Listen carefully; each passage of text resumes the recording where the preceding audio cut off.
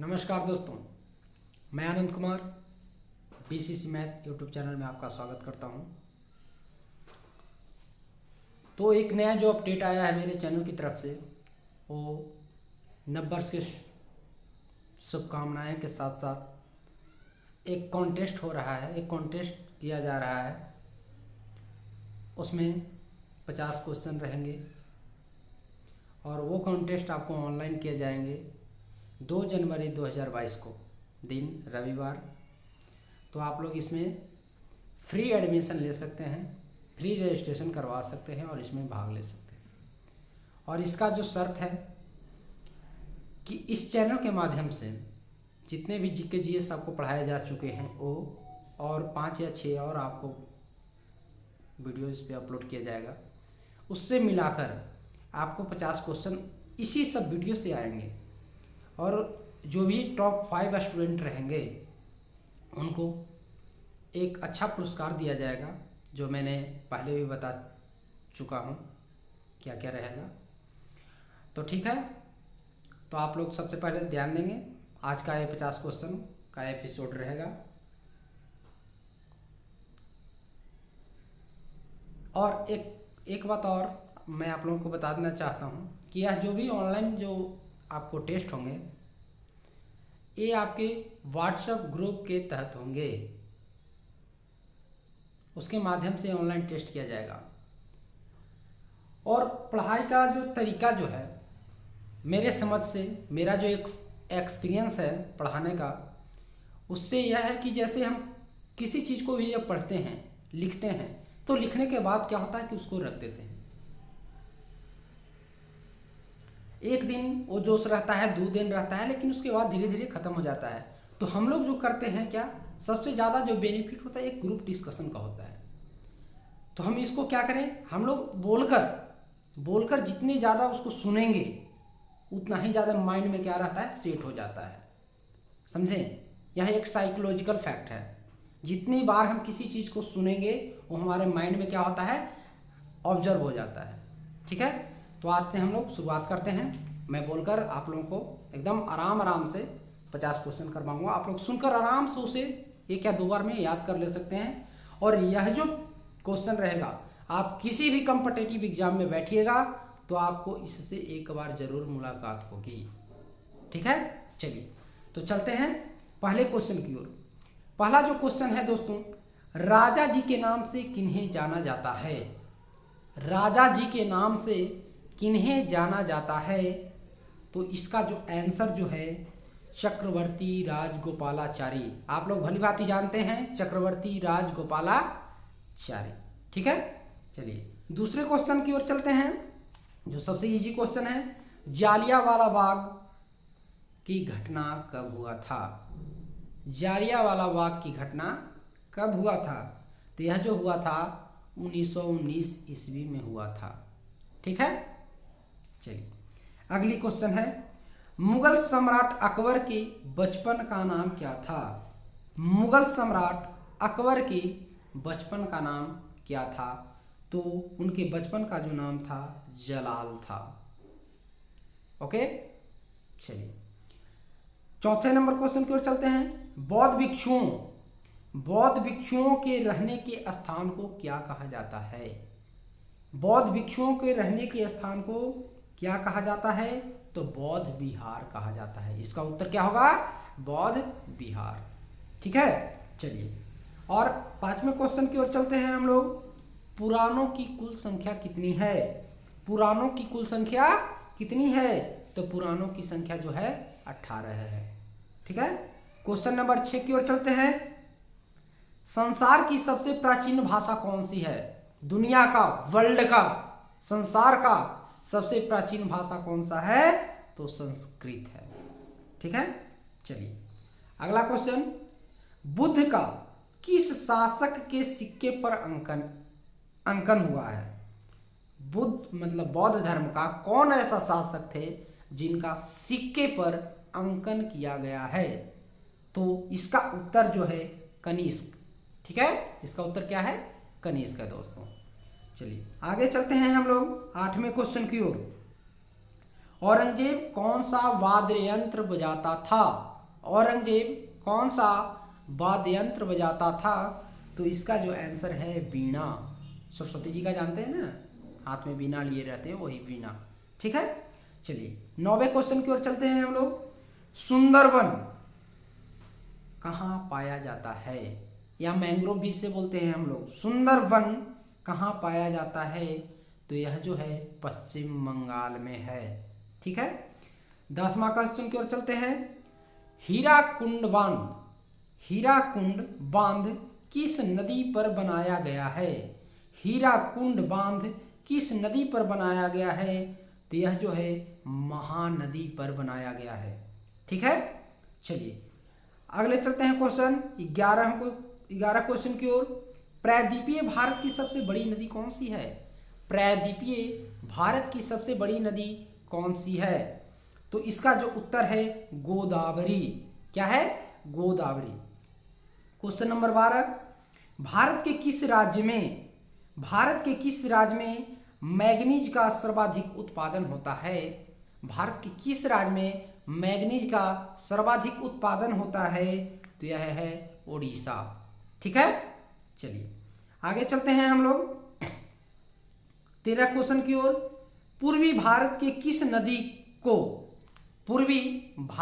किस नदी को बंगाल का शोक कहा जाता है? तो यह है आपका आंसर इसका दामोदर नदी। ठीक है, बंगाल का शोक किसे कहते हैं? दामोदर नदी को कहते हैं। और इससे संबंधित एक और क्वेश्चन बता दूं आपको, झारखंड का शोक भी दामोदर नदी को कहा जाता है।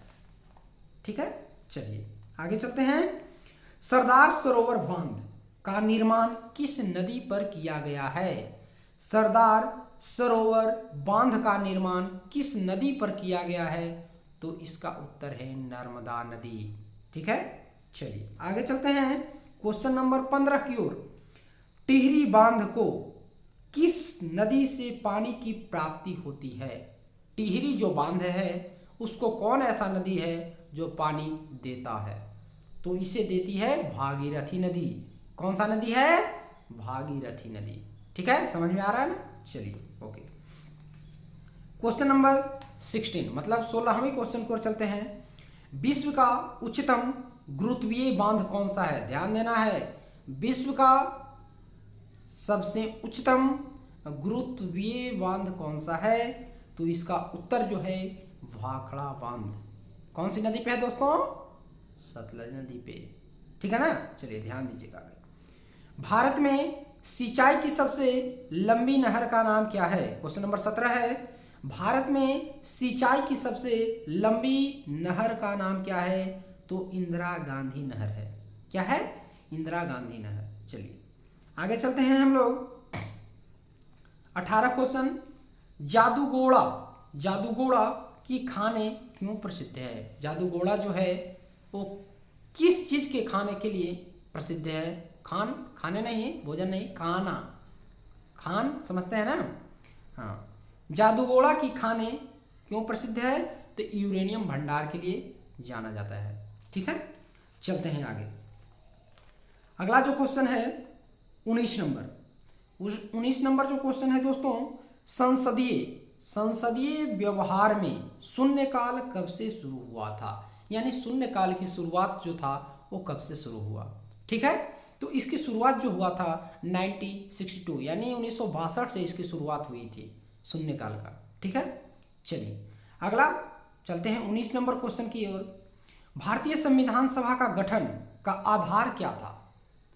भारतीय संविधान सभा गठन का आधार क्या था? यानी भारतीय संविधान सभा का गठन जो हुआ उसका मेन जो मकसद जो था क्या था? तो इसका जो था कैबिनेट मिशन योजना 1946 है ना, कैबिनेट मिशन योजना 1946 के तहत इसका गठन किया गया था। चलिए ठीक है, आगे चलते हैं हम लोग 20वें नंबर क्वेश्चन की ओर। भारत में अखरोट का सर्वाधिक उत्पादन किस राज्य में होता है? भारत में अखरोट का उत्पादन सर्वाधिक किस राज्य में होता है? वो है जम्मू एवं कश्मीर। ठीक है, जिसे जेके के नाम से जानते हैं। चलिए अगला चलते हैं हम लोग 21वें क्वेश्चन की ओर। चीन का राष्ट्रीय खेल क्या है?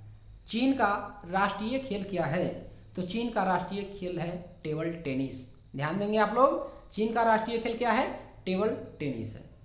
चलेंगे 22वें नंबर क्वेश्चन की ओर। नेताजी सुभाष चंद्र बोस खेल संस्थान कहाँ पे है? नेताजी सुभाष चंद्र बोस खेल संस्थान कहाँ पर है, किस जगह पर है? तो है पटियाला में। ठीक है, चलिए चलते हैं हम लोग 23वें नंबर क्वेश्चन की ओर। गीत सेठी का संबंध किस खेल से है? गीत सेठी का संबंध किस खेल से है? तो इनका जो संबंध है बिलियर्ड्स से है। जैसे अभी मतलब कोई क्वेश्चन दे दे, मिताली राज का संबंध किस खेल से है ना? जो सबसे ज़्यादा वनडे में सबसे ज़्यादा रन बनाने वाली खिलाड़ी है मिताली राज, है ना, जो क्रिकेट से संबंधित है। ठीक है, आगे चलते हैं क्वेश्चन नंबर 24 में। एशियाई खेलों का सर्वप्रथम आयोजन कब हुआ था? एशियाई जो खेल होता है उसका सर्वप्रथम आयोजन कब हुआ था? तो इसका जो सर्वप्रथम आयोजन जो हुआ था वो हुआ था 1951 ईस्वी में, 1951 में। ठीक है, चलिए चलते हैं हम लोग 25वें क्वेश्चन की ओर। विश्व में सबसे लंबी महाद्वीपीय रेलवे कौन सी है? विश्व में सबसे लंबी महाद्वीपीय रेलवे कौन सी है? Trans Siberian railway. कौन सी? Trans Siberian railway. ठीक है, उसके बाद चलते हैं 25 क्वेश्चन हो गया। 26 क्वेश्चन की ओर चलते हैं। स्वतंत्र भारत की पहली महिला राज्यपाल कौन थी? स्वतंत्र भारत की प्रथम महिला राज्यपाल कौन थी? तो सरोजिनी नायडू थी। ठीक है, चलिए कहाँ की थी? यूपी का। भारतीय रेलवे को कुल कितने जोनों में बांटा गया है? भारतीय रेलवे को कुल कितने जोनों में बांटा गया है? तो 17। अगला क्वेश्चन,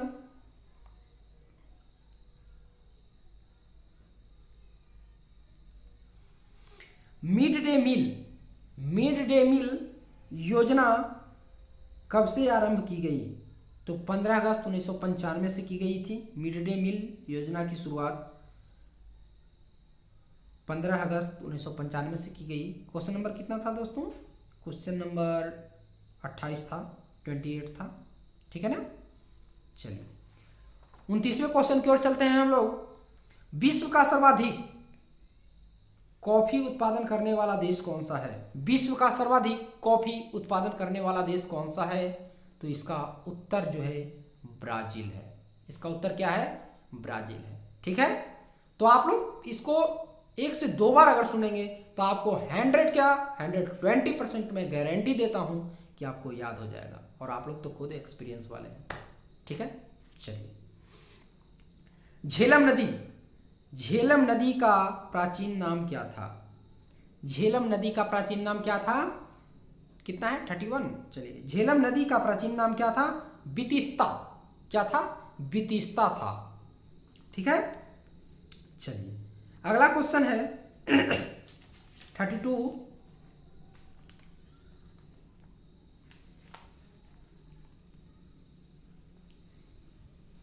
धोवन सोडा, है ना, धोवन सोडा जो हम लोग कपड़े धोने में यूज करते हैं, धोवन सोडा का, है ना।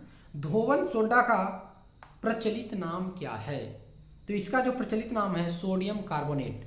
ठीक है, सोडियम कार्बोनेट। अगला चलते हैं क्वेश्चन नंबर 33 की ओर। खाने वाला सोडा या इसे कहते हैं बेकिंग सोडा, खाने वाला सोडा या बेकिंग सोडा, ठीक है ना, का रासायनिक नाम क्या है? तो इसका है सोडियम बाइकार्बोनेट। क्यों दोस्तों? क्योंकि जब हम लोग खाएंगे तो खाने के बाद बाई कर जाता है, जिसे अपच भी कहते हैं हम लोग, है ना। चलिए, तो खाने वाला सोडा का रासायनिक नाम क्या है? तो सोडियम बाइकार्बोनेट है। चलिए अगले चलते हैं 35 नंबर क्वेश्चन